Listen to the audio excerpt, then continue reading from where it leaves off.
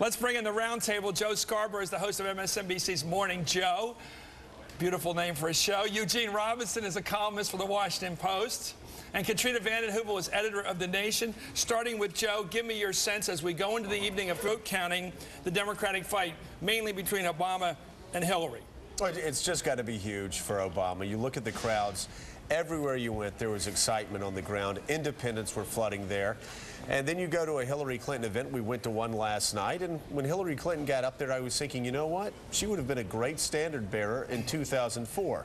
But the rules of the game have changed. The first 10 people I spoke to last night that went to Hillary's event in Salem, Salem, New Hampshire, I asked where they were from. 8 of them were from Massachusetts, 1 was from New York, and then 1 was from Chicago. Why is that important? I went out and checked the license plates. They were bringing in people from over the line to come listen to Hillary, or there were people in Massachusetts and New Hampshire that were genuinely packing interested. the house to create a false enthusiasm, you're saying. Well, if Barack, no, I'm not saying that at all. What I'm saying is when Barack Obama has 800 people inside, 700 people outside, you can't have a smaller high school gymnasium and not fill it up. That gymnasium would have been half full the night before the first primary in America if people from Massachusetts, New York, and Chicago had not filled it. So that's more a tribute to Mayor Tommy Menino of Boston than it is to Hillary Clinton. And it speaks ill of her chances Katrina Vanden Heuvel, your thoughts on this campaign as it narrows down to probably 2 candidates tonight, Barack Obama and Hillary Clinton? Barack Obama has history's wind at his back. He also has something that we haven't seen in politics, organizers. He understands the value as a former organizer of the kids on the ground who were never really there in the same way for Dean, but he's done it. They are a pragmatic and idealistic band of young kids and others. And I think that mobilization is so exciting, and it's the idealism and that kind of determined idealism and grounded realism that I think is going to reshape our politics. Hillary Clinton, I think the media was unfair to her when she teared up the other day. I think there's a gender bias when women tear up.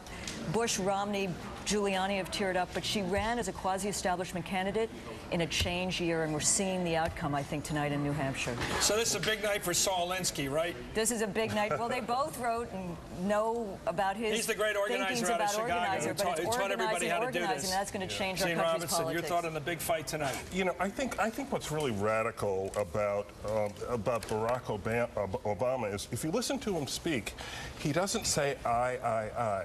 You listen to Hillary Clinton speak, it's I. You listen to Bill Clinton speak about Hillary Clinton, and it's I. But you listen to Obama, and it's you, and it's we, and the way, as Katrina said, with the organizing that he did, but it's more than that. It's the outreach and the way he brings people in and puts them effectively in charge of affecting the kind of change he says he wants to affect. It's brilliant, and it's really effective, and it clearly has drawn people in. And you know what else? It's not us. It's not us versus them. I have, since being in Iowa and New Hampshire, I've grown to love these 2 states because they're open. Because I had Republicans coming up to me in Iowa saying, I'm voting for Barack Obama. I had Republicans in New Hampshire coming up to me saying, I'm voting for Barack Obama.